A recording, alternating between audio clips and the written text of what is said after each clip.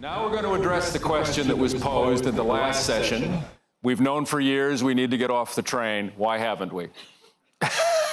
Steve, you're up. Yeah. From here? Or up? As you like. You guys good here? I'm going up there. All right. Conformist always. So my name's Steve Van Sollenbeheer. I used to teach here. I now teach at Harvard University. John is shaking his head at me. But it's always a joy to be back. I learned a lot about many different topics here, and one of the topics was getting involved in the energy research that John and Ernie and others were doing. Paul Joskow, good to see Paul back here, and the fantastic things that MIT has done over the years.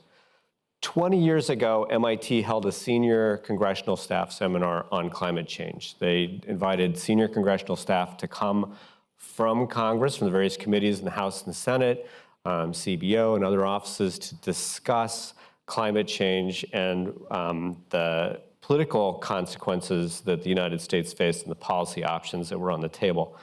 The panel on the consequences of climate change was particularly telling because when pressed, and some faculty from our own departments, when pressed about the practical effects of climate change on the ecosystem, on the US economy, on the global economy, the best answer that the speakers could come up with was that the New England tourist industry was going to be decimated as the deciduous forests moved west and took with them the fall colors.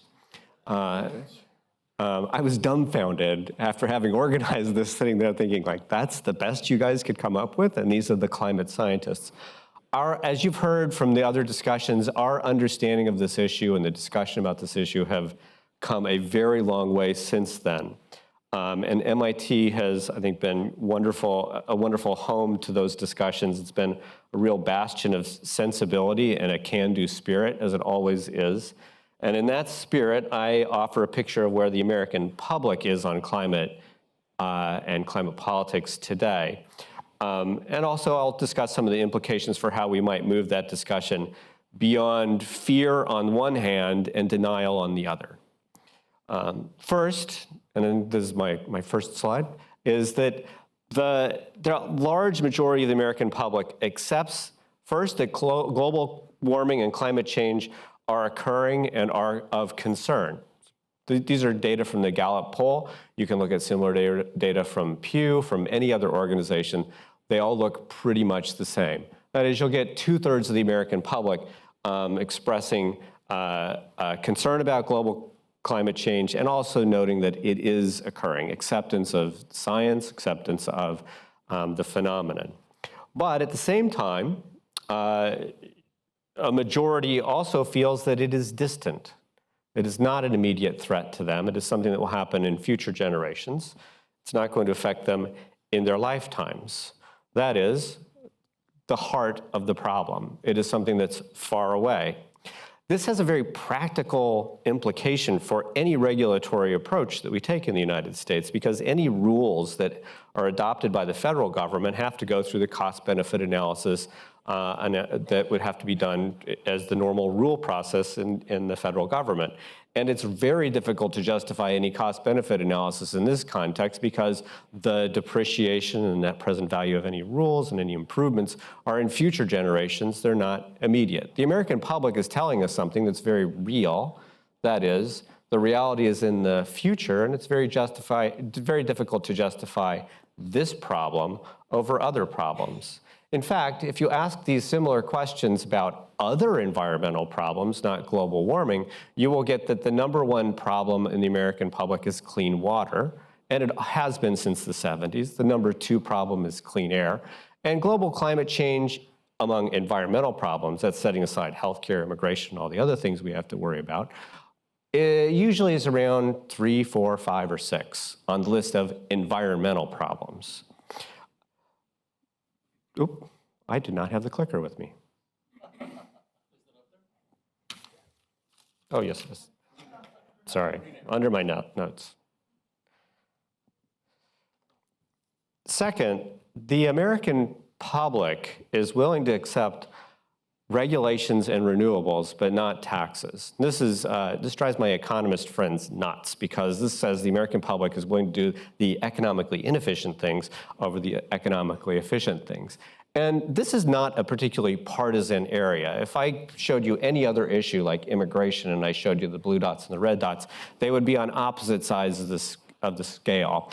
For something like, should the government spend more money developing solar power and wind power, you'll get 90% of Democrats saying yes, but you also get 60% of Republicans saying yes. Moving down through any one of the kinds of regulatory or subsidization policies one might embrace, such as should we give EPA the power to regulate greenhouse gases, you'll get a majority of Republicans, a majority of independents, a majority of Democrats. You only start to get divisions when you get to things like carbon taxes, where a majority of Democrats favor it, but a majority of Republicans oppose it, and the independents, depending on how the carbon taxes are framed, sway one way or the other. And nuclear power is also a divided issue where a majority of Republicans favor expanding nuclear power, and a majority of Democrats and a majority of independents are against it. Third, and this is the issue that Dick particularly asked me to speak to, which is what can we do to kind of bridge the partisan divisions? And the first thing I want you to hold in mind before you start talking about the details of where public opinion is that the partisan divisions on this issue are not that big compared to other issues. But the important implication, I think, of the public opinion data on the partisan divisions is that when we break down those partisan divisions into other groups, age groups, income groups, education groups, and so forth, one very striking pattern jumps out about Republicans. And this is these are survey results from Pew, but again, other surveys show very similar findings. And that is that the difference between millennial Republicans and baby boomer Republicans is as big as the difference between millennial Republicans and Democrats, right? That says that the kind of conversations, who you have your conversations with, how you have your conversations, shouldn't be framed as a partisan issue, but it is very much a generational issue, and that's the kind of conversation that we need to start to think about. And it's true across the board, across just about every issue. You see the same sort of division between the millennials and the boomers among Republicans, and that the boomers are farther apart from their own partisans with the millennials than from the Democrats. So how to engage the American public on climate change? First, and I've written about this elsewhere and talked about this elsewhere, link climate change to air and water pollution.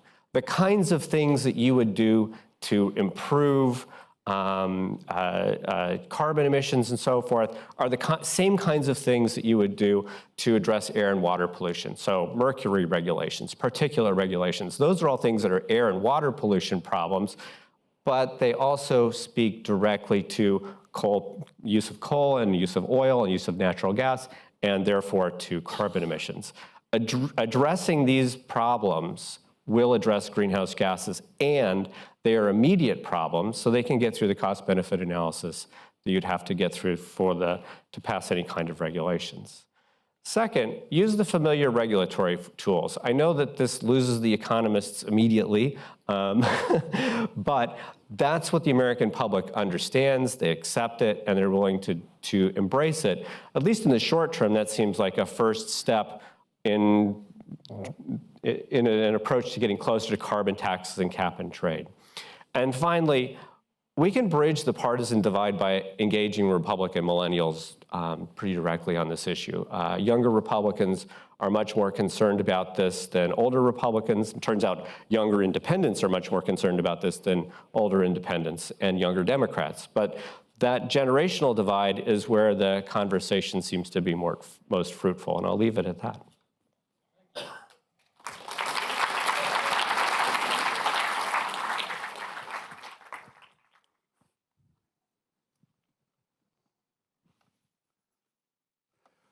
Well, Dick asked me to talk about international, but I'd like to start a little more local. You have no control. How many of you when you, in your dorm or perhaps in your office, decided you would perhaps bring in a refrigerator, have a common refrigerator that everybody put their drinks and things in and maintain it to have a little convenience in the office. And everybody would take care of bringing their stuff in and make sure it's cleaned up, right? And how'd that go? You went to get your favorite drink and it was gone. And whose sandwich is that back, rotting in the back? So that's the commons problem. That's the commons problem. You know it well. And the problem that we have to deal with is that, if I can get the things up, is that now we're dealing with a commons where the folks with access to the refrigerator, there are 197 nations, sovereign nations, who have to come into any agreement. And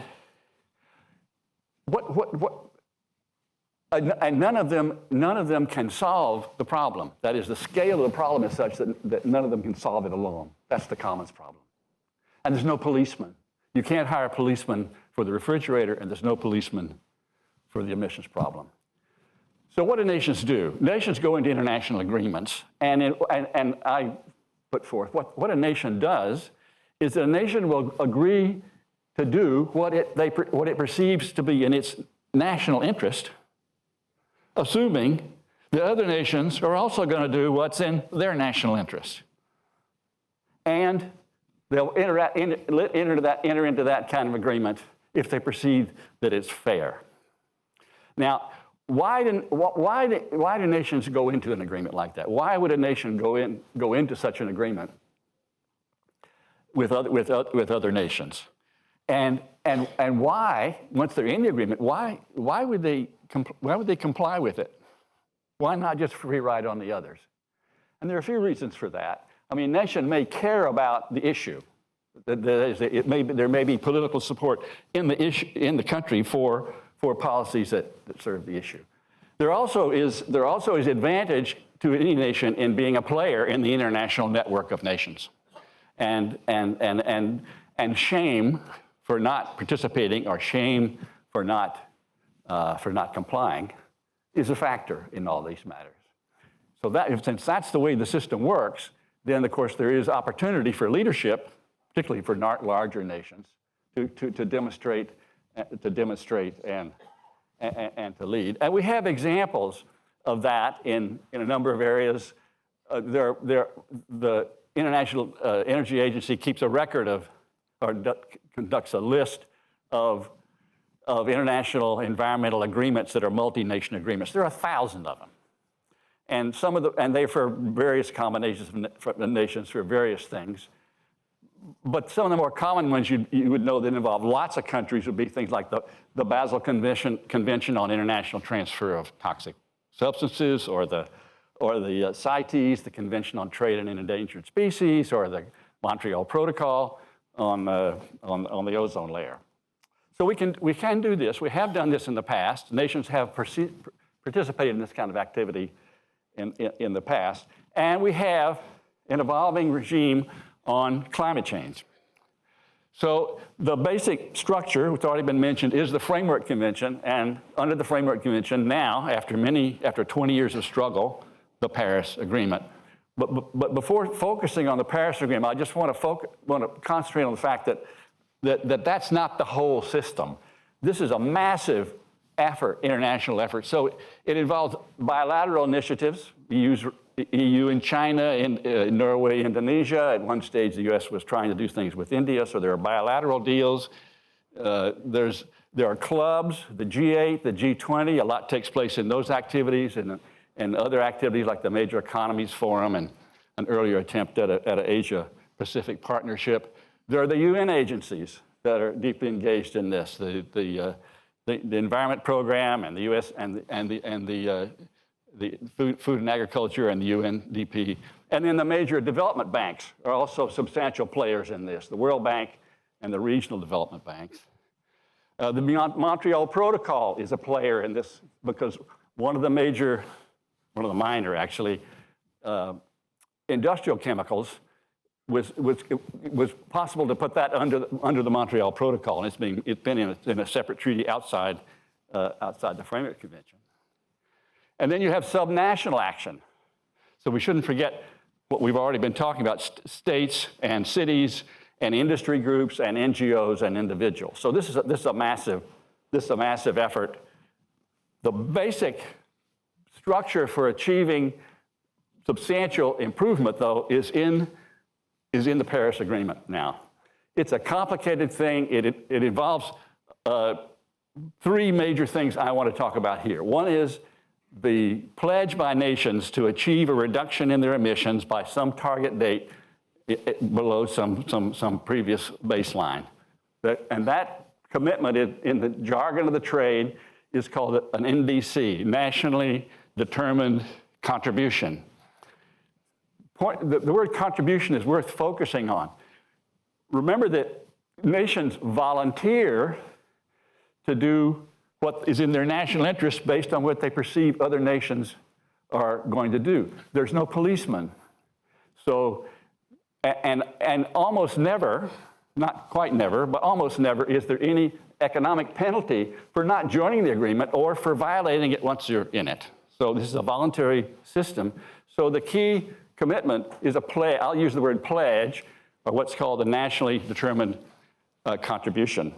And then there are key agreements about providing financial and other aid to developing countries. And a third key thing is transparency. That is, nations are to put forth reports about their emissions and about their activities to try to reduce those emissions. There's a lot more. There's a whole section on adaptation, which we just spent a whole session on, but that's not my topic now. So those are the three main things: the NDCs, financial aid, and reporting. So where are we now? This is one estimate, our estimate of the emissions in CO2 equivalent emissions, starting in 2015 and going to 2040. Right now we're around 50, and if the nations meet the pledges they have made, this is our estimate of what's going to happen to 2015. Other people that make these estimates, they're roughly similar to this. Now, it's important to note that we've made progress. If you look at these estimates as they were made before Paris, or before a number of the activities led up to Paris, we've achieved something. The earlier projections were of much higher emissions. And if we're going to get down to CO2, almost all the estimates show we have to make a quick turnaround pretty fast. You can have your choice of what that dotted line looks like. Now, where we are now is we have a set of pledges that were made at the time of the Paris Agreement, which is 2015, the NDCs. Each nation each of 197 nations has made some sort of a pledge to make some reduction by below a baseline of 2010 or 2015. 25 or 2005, 2010. And the target years for the NDCs, almost all the target years are for 2030. The US and a few others had a target for 2025. But most of them are for 2030. And we're at a key point now, because as was mentioned earlier, this is a rolling 5-year system. So in 2020, nations are supposed to update their first NDCs. Update their first NDCs to increase what they think they're going to achieve. More action. So what takes place in 2020 is crucially important for the future of the regime, because if we're going to start making the turn, things have to happen relatively quickly. In the following sense, it is now, by my watch, it's late 2019. The nations are supposed to have an intended adjustment of their NDC 9 months before the meeting in 2020. It's tomorrow. It's immediately. This is supposed to take place. We don't know what's going to happen. There's a lot of activity here, but what takes place in 2020 about updating these NDCs is going to be very important And the next commitment, the next rolling commitment, will not be due to be put forth by nations until 2025. So we're in a period where what takes place in the next near period is going to have a lot to do with whether or not we make this change in the near term. So if we're going to reduce these emissions, where are they going to come from? Where are they going to come from? Well, let's look at where the emissions are. You go back to in 2030, by this projection, where are those emissions? Well, here are the emissions. So the right quarter, you have Japan, USA, and Europe. REA is the rest of East Asia, Latin America, Africa, India, China, and other. Now, there are some developed countries in other, like Australia and New Zealand. But with that correction, what round numbers, 3/4 of the emissions in 2030 are in developing countries. So we have to, and this means, I anticipate that this means that the role of the United States in terms of what we do is not insignificant, but our leadership position as the major world power is the more important factor in what the United States does. And the nature of the problem is not just that these are countries that are growing and have an incentive to try to grow, but the distributional issue that's raised if you think the future of the regime depends on perceptions of fairness of burden. You look at what the relative economic strength of these countries are. So this is GDP. It's a rough measure of economic power. It's not perfect, but it's rough. So by the estimate behind this projection, the 2030 GDP of the United States is about $69,000 per capita. In Europe, $32,000 per capita. In China, 12. In India, 4. It's a little tricky to talk about Africa because Africa is a mixture of relatively wealthy countries and really poor countries, but roughly 2. So the progress in this is going to depend not only on what the U.S. does and what everybody else does, and on the credibility of the overall negotiation of upgrades in the system, but there's going to have to be some sort of burden sharing through financial transfers in this system. And it's in the agreement, but the current commitments are very weak. So there's the problem. So where is hope? Where is hope? So I come to this with 2 areas of hope. First, this is hope. Now, you can't have, I didn't mean you're going to get Barack Obama. I'm sorry. This is 2015. The French get huge credit for the negotiations that led to the Paris Agreement because they were the ones that managed that process into Paris. But there was a critical moment in the spring of 2015, 8 months before Paris, when this happened, when the United States and China put their hands together and said, this is important to us, we are going to support this. And it was a very important, I think, politically, globally, this is the leadership step of the world powers. So one hope is that in the midst of all the conflict we have with China in so many areas of economic and national security power, that it would come to be seen to be by these 2 nations, the 2 world powers, to take the position that the climate issue can override that, or the climate issue would be one thing we could agree on, and it could take a leadership position. That would be a different.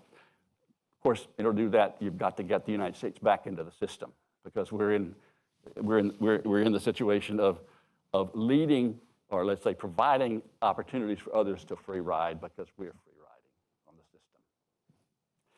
The other is to remember that it's a long game. We will do the best we can in the next period, the 2020. I've argued that it's crucially important for the success of the Paris regime. One of the earlier speakers said this, it's that what happens in 2020, 2023, 2024, 2020, it's very important for the success of that regime in order to be able to achieve this result. But we need to remember it's a long game. And it doesn't, and the whole game is not won and lost on this. What is won and lost on this is our particular targets that we have in mind, but the longer term is one that we will be fighting for many years and with many opportunities to try to make improvement. Thank you.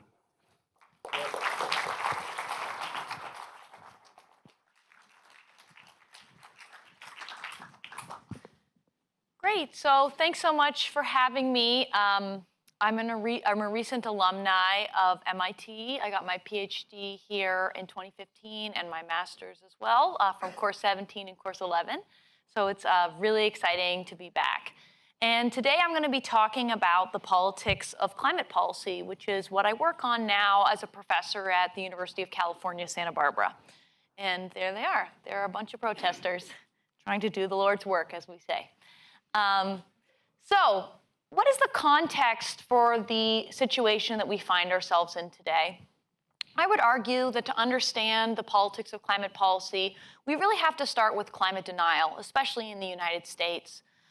We have had more than 3 decades of climate denial in this country that has been extremely influential. This is an advertisement that the electric utility industry ran in the early 1990s. It was a big campaign that they were working on to deny the science of climate change, even though just like ExxonMobil knew about the science of climate change, electric utilities also knew in the 1980s, and rather than act on it or change their investment decisions, they decided to lie. Of course, this didn't end in 1992. Here's an ad from ExxonMobil from the year 2000. This work has really been brought to light by Naomi Oreskes, a professor at Harvard University, as well as Jeffrey Supran, a graduate of MIT. And in fact, Naomi was giving testimony to the Senate Democrats today, and last week was giving testimony to the House on this exact issue. And so this is a growing concern, and of course there is a lawsuit against ExxonMobil playing out right now in New York State, and there is a move as well in Massachusetts to start to hold this company accountable. And lest you think this has ended, I will show you 2017, not too many years ago, when the CEO of Southern Company, an electric utility, went on national television and said that he didn't believe that it was greenhouse gases that were primarily causing climate change. I'd also like to mention that ExxonMobil and Southern Company are both funders of research on this campus. And we know that the work that these companies have done to deny climate change has been really effective. There is a sociologist at Yale University named Justin Farrell who gave testimony today to the Senate, who's done absolutely fantastic research in the journal Nature Climate Change from 2015, which shows that the exact language used in denial documents that were funded by groups like Koch Industries or ExxonMobil ended up in the news media, ended up in the president's speeches.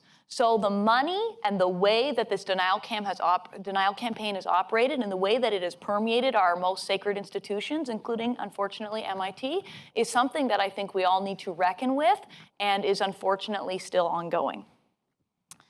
However, we have had a really landmark last 12 months that have made me more hopeful and excited than I have been in a long time. And so I'm going to talk to you about 6 factors that I think are really driving awareness about climate change home for the American public. The first is climate impacts in people's communities. Of course, I live in California, and you may have been following the news. We are having yet another terrible fire season. We know from research from climate scientists that climate change is causing fire seasons to get longer in California, more risky, more deadly. And I think that this is starting to break through to people. So research from my colleague, Matto Mildenberger, as well as another graduate of MIT who I went to school with here, Chad Hazlitt, a professor at UCLA, they've been looking at whether or not experiencing wildfires actually causes people to believe in climate change more. And there's some good news and bad news in their findings. Yes, it causes Democrats to believe in climate change more. But unfortunately, since Republicans, the older ones anyway, don't believe it's happening, they don't seem to move quite as much. The next factor that I think is opening up this policy window is Trump. We know from research that when Democrats are in control of the White House, people kind of think like, oh, those Democrats, they're going to take care of the problem. Versus when Republicans are in power, people start to worry more about environmental issues. And if you'd like to worry about environmental issues, Trump is kind of the person at the top of the list to worry about. You know, he's rolling back environmental legislation and regulations. You can look at the New York Times' excellent reporting on that. He's suing California over doing basic, climate policy. And he's really been wreaking havoc on the very paltry climate policy that we have in this country. So I think that people are looking at this and starting to say, hey, that isn't the direction we want this country to be headed in. The third factor is the Intergovernmental Panel on Climate Change report that came out just about a year ago. And like, why am I saying a scientific report matters? We've had those for quite a while. Well, this one did something different. It set this target and timetable of 2030, right? This was a report that said, it was actually requested by the UN process. They said, hey, go figure out if we wanted to hit a 1.5 degrees Celsius target, what would we have to do? And then a bunch of media, a bunch of journalists picked this report up and they said, we have 12 years. And before you know it, everybody started to think about timescales that they can actually measure in their own life. 12 years. Suddenly, climate change didn't become about a distant threat in the future. It became about young people's futures. And this report, I think, has really catalyzed a movement around the world. That movement is, of course, playing out in the United States with Sunrise Movement, which is a youth movement across the country that really broke headlines when they sat in at Nancy Pelosi's office last fall, along with the Representative-elect Alexandria Ocasio-Cortez, who has gone on to propose a Green New Deal. And I think that climate movement, as well as that policy idea, have really reinvigorated the conversation around climate policy at the federal level. We also then have a young Swedish woman named Greta Thunberg who decided to take it upon herself to strike outside the Swedish parliament and is now on our continent going from place to place and striking every Friday. And she has really broken through on the media and has, I think, changed a lot of people's understanding about who exactly climate change is going to affect. Not just polar bears, not just hypothetical unborn children, people who are living in the here and now. And I will say that I think the Democratic primary has been unprecedented in terms of a climate policy discussion, in part because of the tireless work of the Sunrise Movement to try to hold the DNC accountable and say, hey, we'd like a climate debate. And Jay Inslee, of course, who ran in that race, really embodies what it would mean to have a Democratic presidential candidate take this threat seriously. But other candidates, whether it's Elizabeth Warren or Bernie Sanders, have also put out really comprehensive climate policies that we really haven't seen before. So I think that those 6 factors have really brought us to a moment where if, for example, we were to see a Democratic control of the Senate as well as a Democratic presidency in 2020, we could start to make serious progress. So what are some of the bright lights so that we don't all go home depressed tonight? Well, we've had growth in wind and solar and electric vehicles. Those things are coming down in price, of course. We have my favorite topics, which I'm an expert in, state-level renewable portfolio standards or clean energy laws, net metering policies, and some limited carbon prices at the subnational level. So our states in particular have been stepping up. We have some cities and some corporations who have been willing to take on clean energy targets. Those entities have a lot more trouble doing it because they're kind of small, but they're still trying to do their part. And especially as Trump has been pulling out of the Paris process, a bunch of other lower actors have been saying, we're still in and here's how we can pitch in. And even under the current Congress, we have some federal commitment to energy innovation. So there's some discussion, for example, that we could see some spending bills come through Congress about, for example, funding ARPA-E at larger levels. And last year, there was a small tax provision passed under the Republican leadership for 45Q, which is a new program to try to boost carbon sequestration. But unfortunately, we also have bad news and rollbacks. If you're not aware, we're currently facing expiration of the most important tax incentives for clean energy and electric vehicles, the investment tax credit, the production tax credit, and the EV tax credit. These things are all not in a good situation. Now, I should ask, what do you think is happening to those fossil fuel subsidies federally? They're not going away, don't worry. Got those for at least 100 years, right? So these little measly tax credits are going away, and we are not, of course, getting rid of fossil fuel subsidies. We also have renewable portfolio standards and net metering laws being attacked and rolled back across the country. That's something that I've been working a lot on studying. And if you've been following the energy trends, natural gas has been growing faster than renewables have. And so, for example, when nuclear plants are shutting down, natural gas is filling the gap, not renewables. And that definitely keeps me up at night because there are more nuclear plant closures coming. And nuclear energy provides 55% of our carbon-free power in this country. And when you have a big power plant such as Indian Point in New York State closing, you have to ask yourself, what are you going to fill that gap with? And unfortunately, the answer may be natural gas.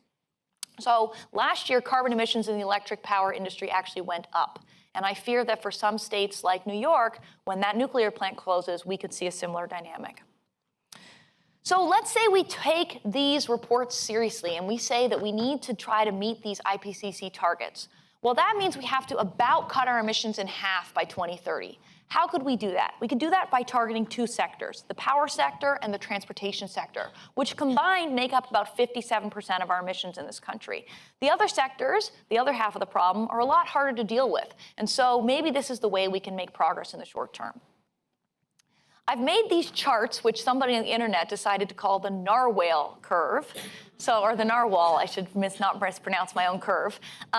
So this is the narwhal, and what I've done here is basically visualize the kinds of plans that people have been talking about in the Democratic primary to try to meet those sort of aggressive targets and timetables. So the first plan here on my left is the Inslee or Warren plan, which is targeting 100% clean electricity by 2035 and theoretically an electrified transportation sector.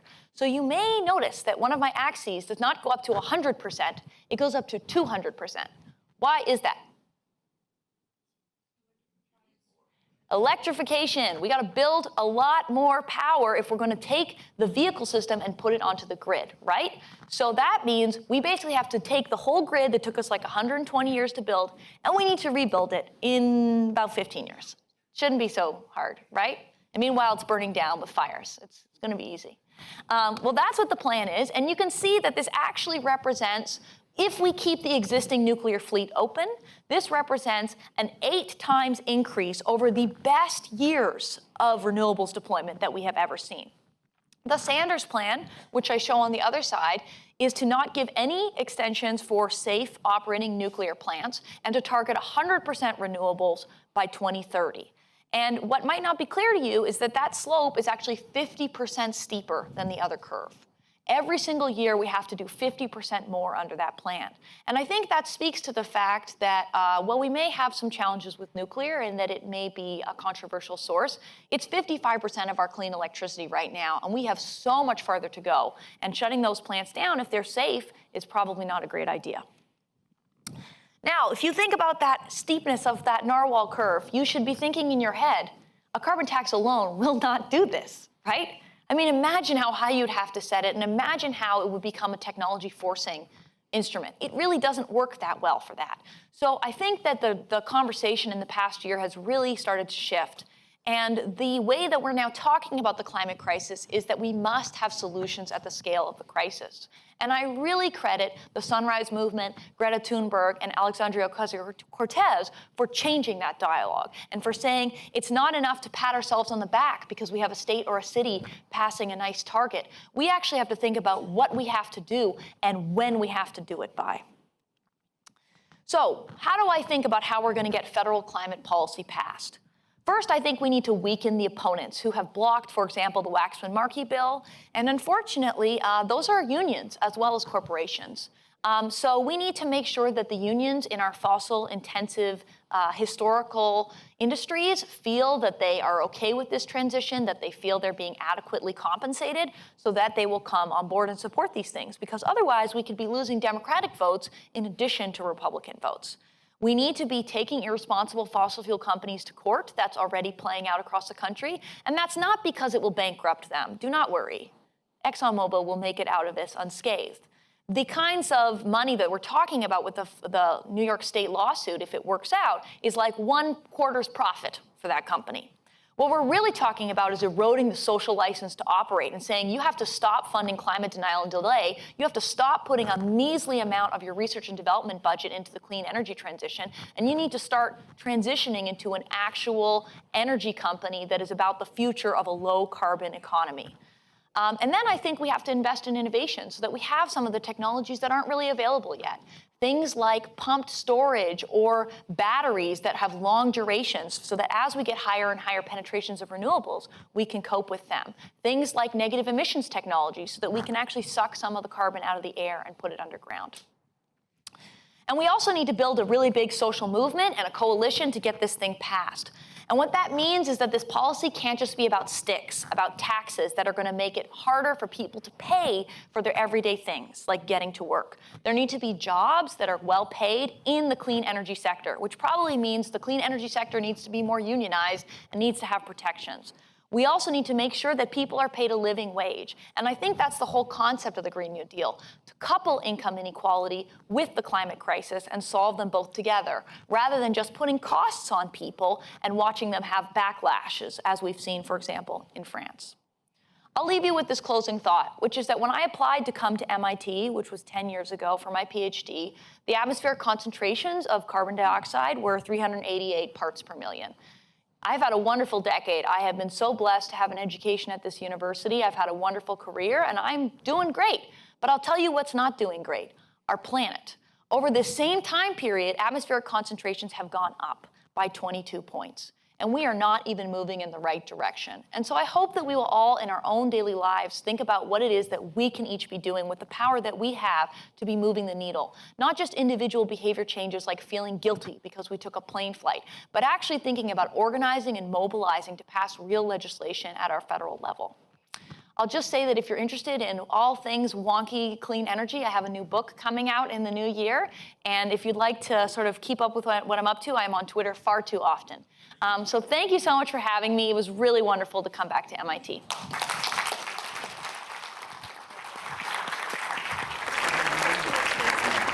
That's terrific. Thank you. I have some great questions already, but let me encourage you to add to them.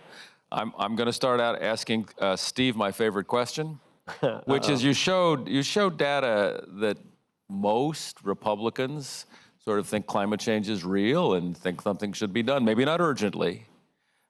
Congressional Republicans are absolutely hard over against that. How can you explain that?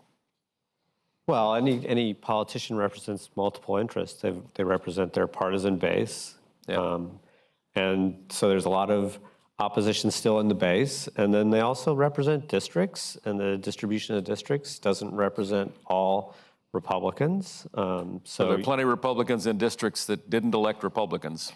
Exactly. Yeah. And then they also represent interests, corporate interests, and they have an ideology.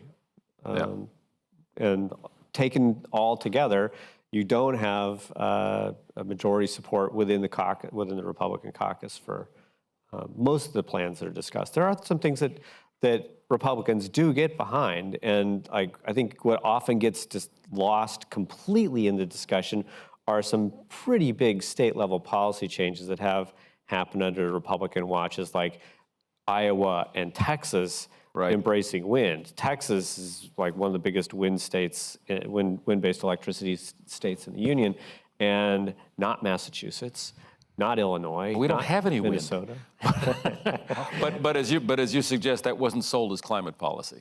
No, it was sold as energy policy. It was sold as getting rid of air pollution, stabilizing your grid. And Iowa sells it as economic development. Exactly. Yeah. So Jake, let me ask you.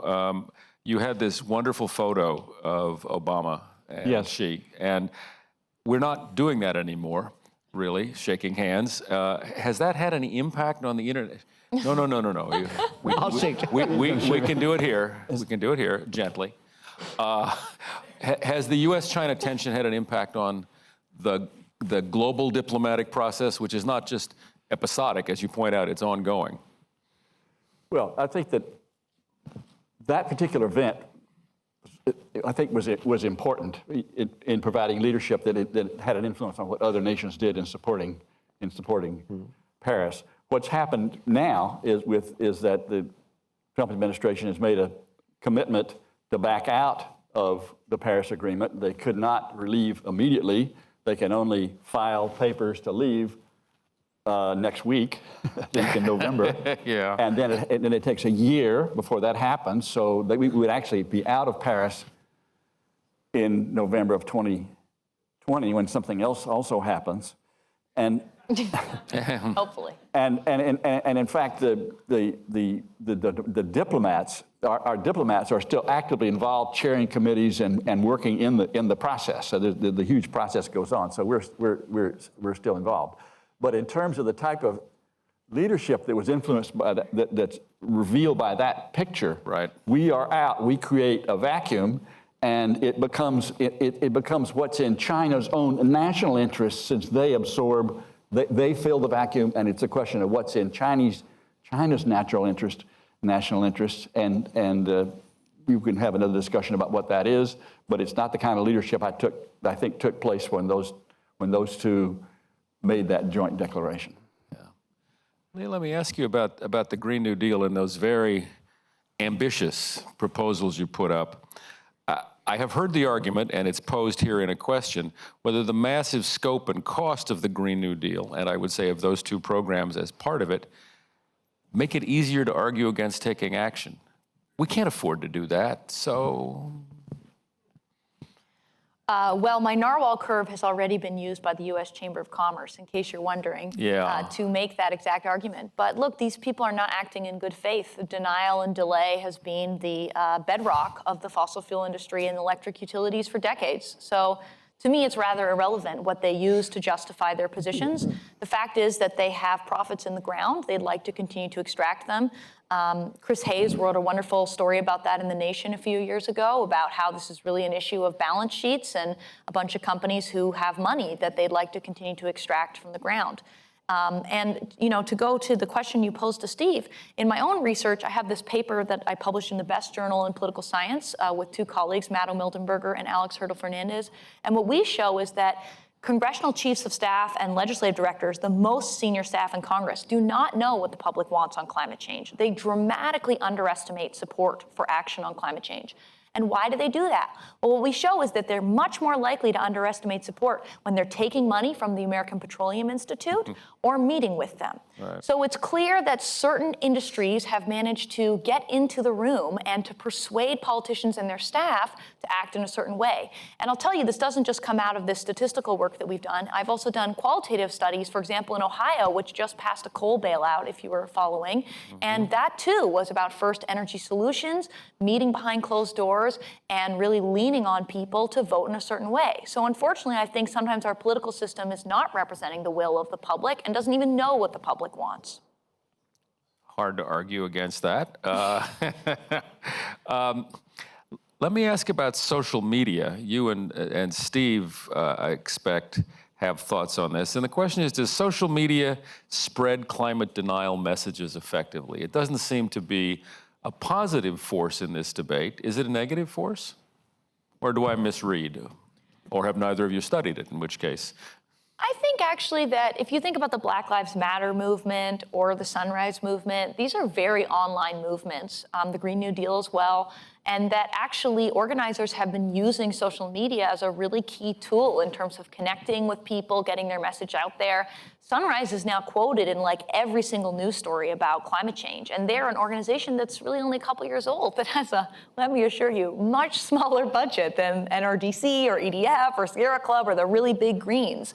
And I think that's actually because they're very savvy. They're very well networked on the internet, and they're able to use social media sort of like memes and funny messages. Yesterday, one of their political directors did this thing where it was like, fossil fuel companies have lied about climate science for decades. Pass it on. And it got like passed on to a lot of people. So actually, I think that we're able to use social media to finally spread the opposite message, because denial was not spread through social media. It was spread through reports that ended up in Congress through a very elite right-wing infrastructure. You're nodding. Social media has not been the primary vector for Denial. most of the denial news. So it's mostly been traditional media. Jake, you pointed out the great disparity between the per capita GDPs in the rich world and the poor world, now and likely in the future. And yet, if we're going to reduce global emissions, the poor countries need to make drastic cuts. We can cut our emissions in half, and it will have some effect. But if China goes up by 10% or something like that, it washes it out. And there's been a debate for years, not a debate, an argument for years when poor countries say, you caused this problem. You're richer than we are. You've got to make it possible for us to do this in a way that doesn't inhibit our ability to take our people out of poverty. That's always seemed to me a strong moral argument, even though we are all in the same boat together. And the notion of aid to developing countries in Paris and in other contexts was intended in part to deal with that. Has it?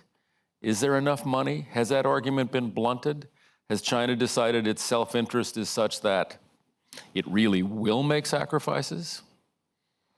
The argument is not gone, no. The amount of money is insufficient, yes. Yeah. So there was a commitment made. Commitment, I shouldn't say. There was a commitment sounds too strong. There was a sort of a pledgey, Sort of a pledgita made pledge. early on. That by 2020 there would be $100 million a year in assistance to developing countries on mixed between mitigation and adaptation. And by various accounting methods, that money is there. Lots of argument about the counting. It's small in relation to what would be needed. One of the reasons I put these other agencies up on the slide about the full regime is that a lot of where this takes place is through development banks and regional and world development banks and the World Bank and other areas where subsidized finance comes into the development of technologies and the like. So I think that it is a very tough area because it's a combination of finding ways that you can actually raise the money either through public funds, which is the difficulty is obvious, or opportunities for private funds, which meets enough of a profit target, but maybe not the full rate of return, but for some kind of a social rate of return, you could do that. That's one of the difficulties of raising the total amount of money on the supply side of the funds. The other side of the problem is to find institutions in these countries that can receive the money and use it effectively. It has to do with the structure of institutions, and it takes time to develop those, and some countries have them and some don't. So I think there's a huge opportunity for additional commitments in that area, and you do find more substantial amounts of money per capita coming out of Scandinavian countries and the like. But I think ultimately it's going to require a recognition on the part of countries like the United States that it's in our interest to put more money into those development banks and others to help move some of those countries do that. Otherwise, they're going to. My earlier point, they're going to follow their national interest, and their national interest has got to deal with the poverty problems that they have. So that's one of the. I think that's for all the excitement about that we might do something about our own stuff. There's another tranche of problem, which is the subsidy or the transfers or the aid that's going to be needed to deal with the other 3/4 of the emissions in 2030. Well, as Steve pointed out, in this country, there's strong support for clean air, clean water, which means there is a national interest in, say, China and India to say, get off coal, although coal is so cheap. Yeah. Yeah. But you can, but with there was an earlier statement made that foreign development assistance in this area is more important than any other area. That was said earlier. It's in that general domain that this is. Yeah. But the amounts of money in foreign development assistance or in the climate part of that is small in relation to the scale of the problem. Yeah. So that's that's just the state of the system. I don't know what else to say. How do you all three, and this is for all of you, evaluate the press coverage of climate issues? I mean, the question as posed is the press covering climate change with enough urgency, or are they too focused on balance? That's in quotes. The press doesn't even cover climate change half the time. There was a report by Public Citizen last year about whether or not media links heat waves to climate change. And it was like 1 in 5 articles about heat waves even mentions climate change. There's a whole field called extreme event attribution science within climatology.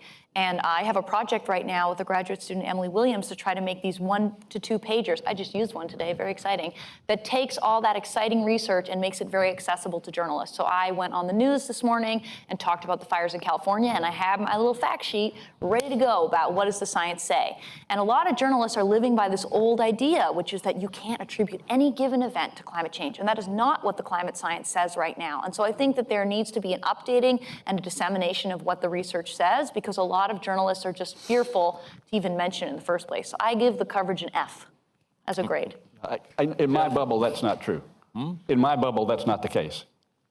Which is not the case. I read the New York Times. Yeah. Well, that's the best one out there. So it depends. So no, I'm just saying it all depends on what you're reading. Well, it depends on what you're funny looking enough. at. So that in there's a lot of media that my observation is that over a period of the last 10 years, and particularly the last 2 or 3 years, it's exploded. The coverage has exploded. But I'm not reading the Waco newspaper. Yeah, and even the Washington Post and the New York Times, which are the best, in that Public Citizen study, it's only 40% of articles about heat waves that mention climate change. Like, there's still a long way, even for the New York Times to go, in my opinion. And I love the Climate Desk, and I love their reporters, and it's only one newspaper. Steve, how's Fox News? Well, I was going to say, like, there are a ton of studies on this, and the amount of coverage to climate change, global warming, et cetera, has just exploded. Yeah. Like pick up anything, any study on this, and that's the first fact is, like, there's just a huge increase. They don't tend to separate critical, questioning, denying news, and that's also a big chunk of it. So That's the balance problem. yeah, it's the balance problem, but we all live in our media bubbles now. One of the most important facts about the new media world we're in is we're no longer in the CBS, ABC, NBC world where everybody got the same news and they tried to be balanced. We're now in our own bubbles, and we only get the news that we hear about, the things that we want to hear about. That's true of social media. It's only worsened the bubbles. We're only getting retweets or repostings of stories from our friends who care about the same things as we do. So that's only made it much harder to talk across the aisles, which everybody says is the real thing that we need to start doing. So reaching out, if you're a Democratic millennial, how are you going to reach out to a Republican millennial if the only people in your friends network are Democratic millennials? That's the problem. That's where you should start. And I will just say, even the New York Here we are in Times is the Cambridge. best. CNN and New York Times just hosted our last debate, and they had 3 hours and asked 0 questions about climate change. And that's our best news outlet on climate change. But also remember, CNN did 7 hours of it. Yes, I watched all 7 hours of them, I know. But the thing is that a town hall has a much lower viewership than a debate. And that is why Sunrise wanted a climate debate and not a town hall. You can't just stick it in a time period where only people are going to self-select into it per this bubble. We need to be having climate change talked about and mainstreamed in the actual debates. Jake, let me, Oh, thank you. of course, if the public doesn't rank it high on its list of concerns, then the moderators won't ask questions about it. I mean, right? The public's concerned about healthcare and jobs. They're going to get questions about healthcare and jobs. But there are polls throughout this year that have actually put climate change in the #1 or #2 position for Democratic primary voters, believe it or not. And so I think the media is ignorant of the public support that is out there. Do you agree with that? You're looking skeptical. There are polls. I'll send them to you afterwards, Steve. We poll on this every week, so. I know, but there are We polls. poll this every week, and first of all, nationally, the #1 and #2 issues, #1 now is immigration. It's no longer healthcare. It used to be healthcare, now it's immigration. #1. #2 is healthcare. #6, #10, depends on the poll, is climate change. Yeah, but you can also find polls from March, for example, where it was the #1 issue. I'm not saying it comes up every time, but it does come up. Even among Democratic voters, immigration, health care, #1 and #2 on almost every poll. We won't settle that here, is my guess. So let me turn to a techie economics question. But we will settle? Okay. I think we will settle this one.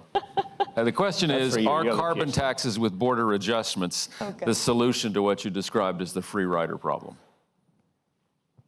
So, you levy a carbon tax and you tax imports that are from countries that aren't playing along. Yes, I think there is a world in which that would work.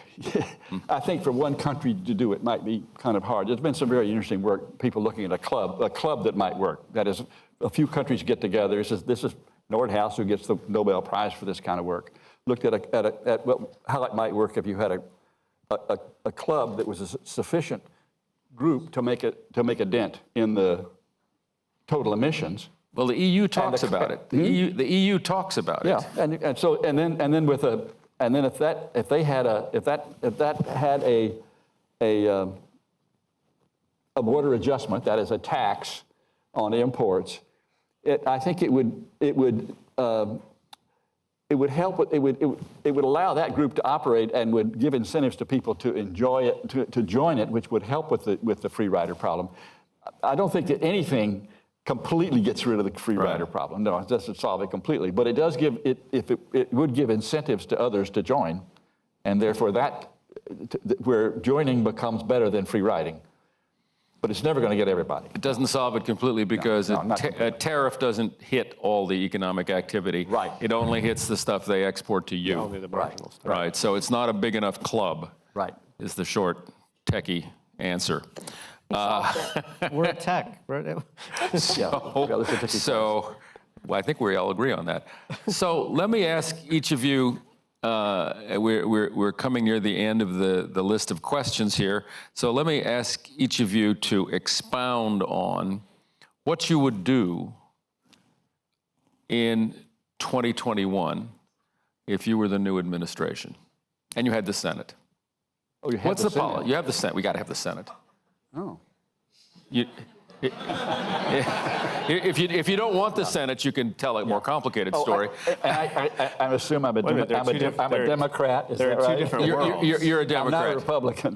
Well, you're There are you. two different You're you. worlds, Whatever so you that's are. true. Yeah, two different Whatever worlds. you are, Jake. I mean, if you're a, Okay.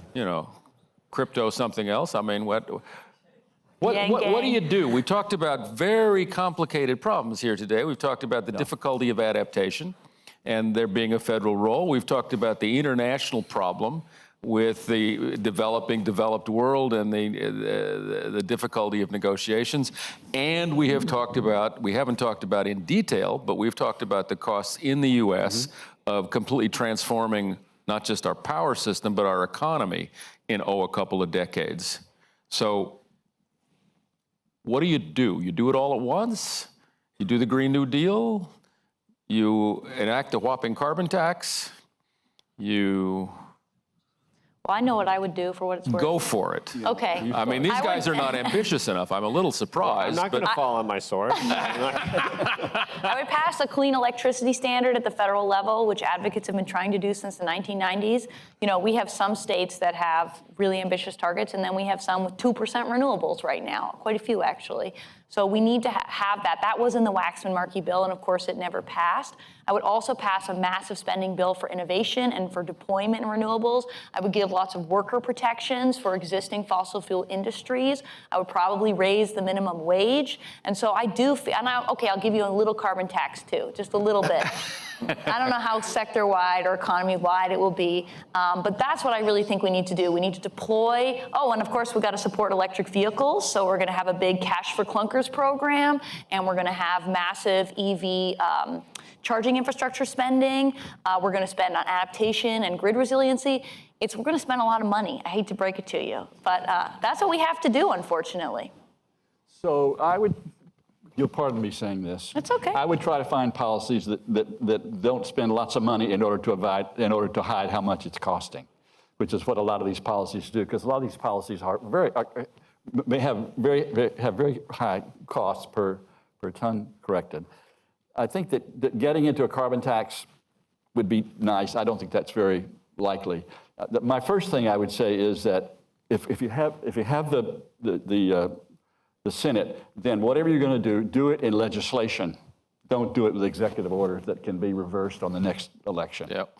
That's the first thing. So you have to nail this down, and it can't be with executive orders. Another possibility of dealing with this is to go back is to have some combination of a price system and controls. You have a system. My current suggestion on the spot would be to have something along the lines of what we've done in the Clean Air Act with air pollution, where you would impose a national target on and impose it by states, and the states would be then responsible for meeting that target as they would, and then states would be allowed to trade. This being And you would get the advantages. You would get the advantage of a price system without trying to raise a national tax, which I'm not sure that even the Democratic Senate would pass. So this is like a clean energy standard with some tradability. It's like a clean energy standard, but it's an emissions standard, not a clean energy standard. So that would be one to do this. I think I also am an apostate about climate change, about the carbon tax. It's great. I think it would solve a lot of these problems. I think the most important thing is to do something. And I also think that although it is heresy to say this, that if you could get a carbon tax in some areas, that would be very, very useful. I'm not rigid about the notion that you necessarily have to get rid of all the regulations at the same time. Oh, what sort of regulations? You mean fuel efficiency standards and such? Yeah. How about electric vehicles? Where are you on electric vehicles? I think the subsidies. I don't think we need the subsidies for the electrical vehicles anymore. Okay. I think it's technology. How are you? Should we be funding innovation? The problem with electric vehicles. You have to say yes at MIT. You have to. Yeah. I gave you money for it. Yeah. You have to. The question is, what's the problem with the electric vehicles? I mean, one of the problems with electric vehicles is there's no charging. Is the fueling problem. Right, and Leah solved that. There are other policies. So you could have a policy that was a price-based policy. Let's say on the emissions of the vehicles, which would take care of a lot of the incentive, but then have a regulatory policy which is intended to try to provide the charging stations because the incentive wasn't there for the private sector to provide them in the level that would be used for the policy. So. Okay, so, Steve. Oh, sorry. But I point out that is apostasy, but not to. This is not church. You're okay. Steve? So I think I'm more Machiavellian than either of these guys. So I would maintain the American stature of being kind of withdrawn and a big bad polluter. I'd go into the international arena and try to renegotiate these deals more favorably to the United States. Try to get more out of China. Try to get more out of India. And try to get some commitments. Seriously, like this is what I would do if I was in charge. So like I would first renegotiate those deals before doing any legislative action because that's our leverage. Then I would put a bunch of enacting legislation in place. I'd probably follow some of Mike Greenstone's old ideas, is like buying out all the crappy coal power plants that I could, get rid of all the super polluters. I would repeal a ton of these Trump rules, and I would put in place a good regulatory agency in the EPA to start rolling in the regulations. And I would pass all the regulations, all the rules have been waiting on the fossil fuels for clean water and clean air, and go at it aggressively that way. And I would keep carbon. It's really going to be hard to pass any rules, any carbon-specific rules through OIRA. Because the cost-benefit analysis is really hard to make it work. Even with a high social cost of carbon? Max could raise it as high as you want if you give him a little time.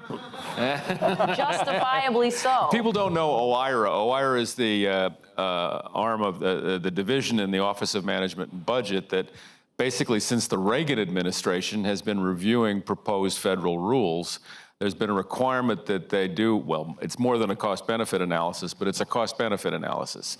And the question is, to get a rule through OIRA, you actually have to demonstrate with a reasonably straight face that the benefits exceed the costs. And you're saying that's too high a hurdle for climate policy. For a lot of them. Yeah. I mean, based on the Obama administration's experience with OIRA, you'd have to have a pretty significantly different discount factor than existed 3 years ago, and I don't think we're in that world. It's going to be very hard, for example, for a Democrat to go in and say all of those inflated numbers and deeply discounted discount rates that that the Obama administration were using were way off, because they already set a standard that was pretty high. So. This raises, I shouldn't talk, but I will. This raises three issues that are subject to debate in policy. One, of course, is the level of the social cost of carbon. The other is, as Max described it, it's worldwide. So normally when you look at the costs and benefits of anything in the US, it's the cost and benefits to US residents within the United States. The Obama administration used a worldwide figure, which it's very hard to actually figure out what the US only figure would be because of trade and everything else, but it would be smaller. And the other thing is, to justify its restrictions on power plants, it counted the health benefits from reduced small particulates emitted from coal-fired plants. That swamped the climate benefits. Yeah. So if you don't, and the Trump administration said, well, we'll just look at climate benefits and we'll just look in the US. And of course, that means we shouldn't do anything about coal-fired power plants. So this is very nerdy, but in fact, those are substantive issues.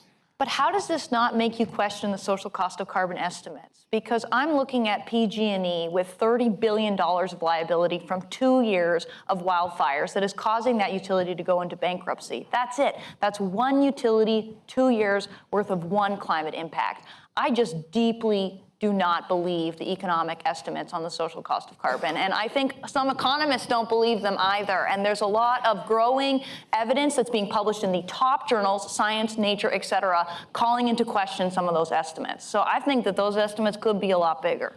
No one disagrees with that. And maybe big enough that it makes sense to do something about climate change. They'd have to be bigger, a lot bigger. And PG&E had a lot of other problems before those fires started, and that's why they're going bankrupt. Yeah, bankruptcies. The fires just pushed them over the. Max stressed it, but $30 billion of liabilities is a lot. Not globally, but Max stressed it. But perhaps one could do more to say that the damage function. What's the damage to an economy 100 years from now of a 2-degree increase in temperature? I mean, you can make an estimate, but it is inevitably highly uncertain, inevitably. But if you don't have an estimate, then the question is, well, how much should you spend to reduce CO2 emissions? An infinite amount? There's got to be some amount you'd spend beyond which you wouldn't go. So you need a number, but it's inherently uncertain and debatable. Max would even agree. Max is nodding for the record. I think this is where some of the generational divide stuff really comes up, because you know, I'm going to be alive in 2050, and Greta Thunberg is too. And I don't mean that as anything negative to anybody else. If you are going to, I mean, I could die tomorrow just like anybody else, but that's my kind of frame of reference. And it's also Greta Thunberg's frame of reference, and it's also Alexandria Ocasio-Cortez's and the Sunrise Movements.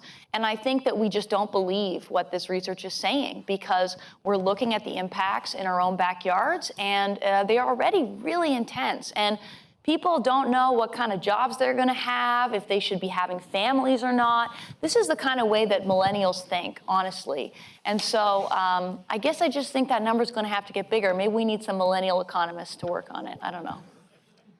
My gosh, millennial economists. Well, I think we've...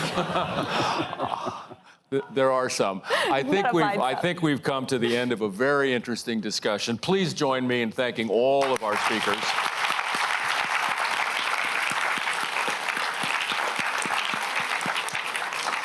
And I have two housekeeping announcements. One, you should, by the way, thank yourselves for being here and asking great questions. The next climate symposium, which is on decarbonizing the electricity sector, is here on Tuesday, December 4th at 3 o'clock. And the final announcement, the critical announcement, is there is a reception now outside. Thank you all.